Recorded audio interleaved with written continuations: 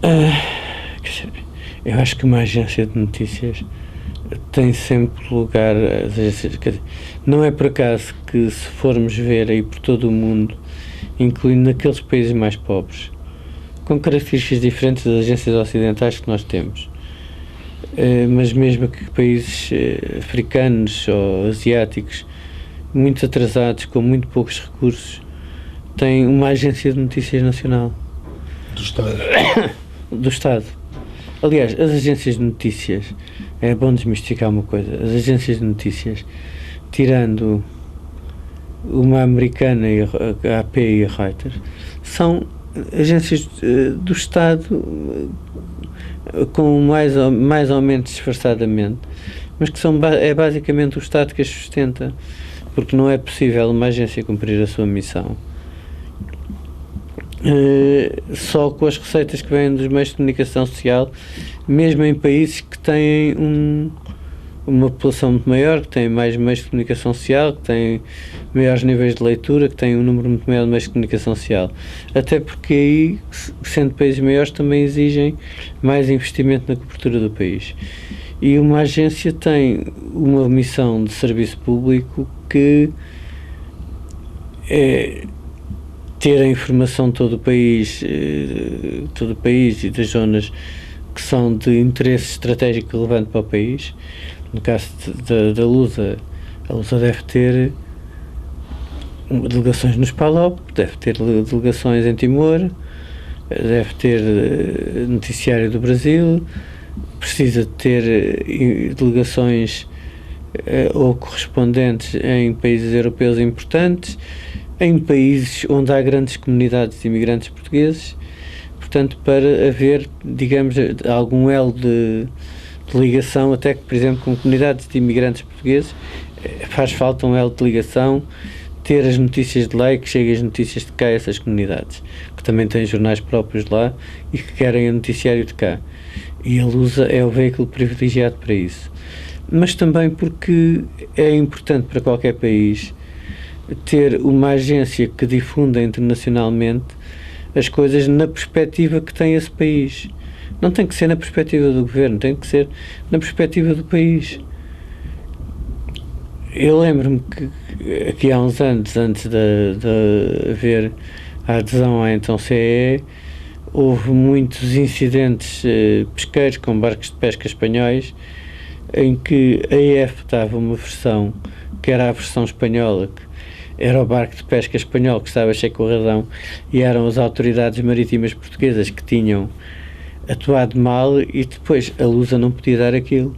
As notícias que vinham de lá da EFA tinha de falar com a autoridade marítima e difundir internacionalmente a versão da autoridade marítima portuguesa, porque só saísse a versão da EFA para todas as agências internacionais quando noticiassem aquele conflito. Eram sempre os pescadores espanhóis que tinham razão no noticiário internacional, havendo um contraponto da posição portuguesa. Uma agência internacional, uma France Press ou outra agência que não é de nenhum dos dois países e que recebeu duas versões, tem de dizer: estes dizem isto, aqueles dizem aquilo. Portanto, os países precisam de uma agência que internacionalmente difunda a sua perspectiva dos acontecimentos. A perspectiva nacional, não é a perspectiva do governo, é a perspectiva nacional. E nesse sentido todos os países têm, nos casos muito dependentes do governo e que acabam por transmitir a perspectiva do governo, como acontece em muitos países, noutros em que a agência será mais ou menos de referência nacional.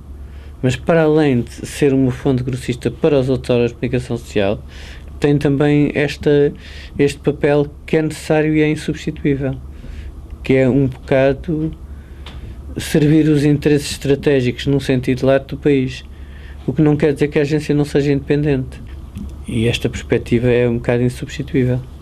Sim, e achas que não haverá tentação de privatizar esse serviço agora, enfim, com a crise, com as contenções da despesa pública, uma parte da agência já é privada? Sim, mas essa tentativa já existiu.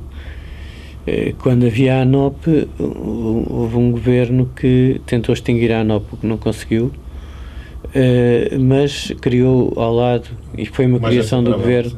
outra agência, que era uma agência alegadamente de capitais privados. De capitais privados quer dizer que era uma agência dos meios de comunicação social que se associaram, e de alguns operadores de telecomunicações que também se associaram, e era alegadamente uma agência cooperativa.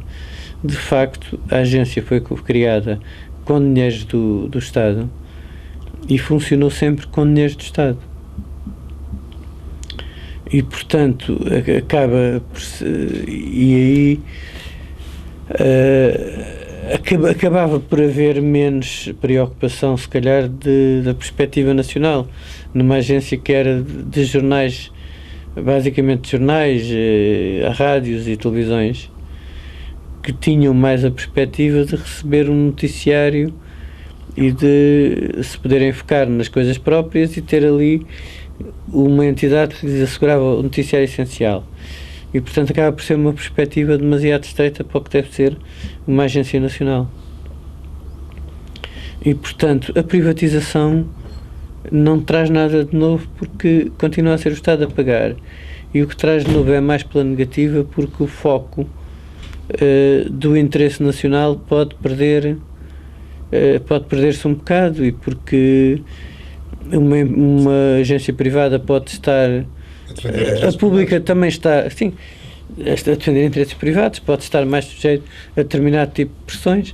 Não é que as agências de capitais públicos não estejam também sujeitas a muitas pressões e que às vezes não pactuem com elas em determinadas fases da sua vida, e já vimos isso mais que uma vez, mas estão mais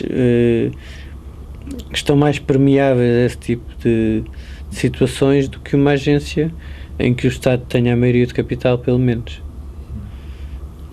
Há obrigações que são de serviço público da agência e que não são compensadas pelo seu serviço comercial, e que, portanto, o Estado deve pagá-las, porque é do interesse nacional ter a agência. Haverá alguma distorção nisto, e é a seguinte: é que geralmente os órgãos de comunicação social não estão dispostos a pagar o valor correto daquilo que recebem da agência, nem uma aproximação. Frequentemente os órgãos de comunicação social gastam com o serviço da agência o que pagam a 2 jornalistas ou 3 do seu quadro, e a agência faz-lhes muitas vezes metade ou 70% do jornal, e, portanto, o que estão a pagar à agência não é o correto, e há que ter aí outra perspectiva para se manter os órgãos de comunicação social que existem, e, às vezes até para se poderem sobreviver. O Estado acaba por estar, de algum modo, pela via da subsidiação da agência, a subsidiar toda a comunicação social. Portanto, isto está certo, está errado? Parece-me que está certo, porque era mais complicado estar a subsidiar diretamente os vários órgãos de comunicação social, e ao ter a agência a prestar um serviço que acaba por ser muito barato em função do serviço que presta, e permitir aos jornais sobreviverem mais facilmente, com menos jornalistas, tem efeitos perversos sobre o emprego. Portanto, é uma questão que eu acho que é controversa. Mas o Estado deve pagar para a agência ter uma missão de serviço público que deve ter.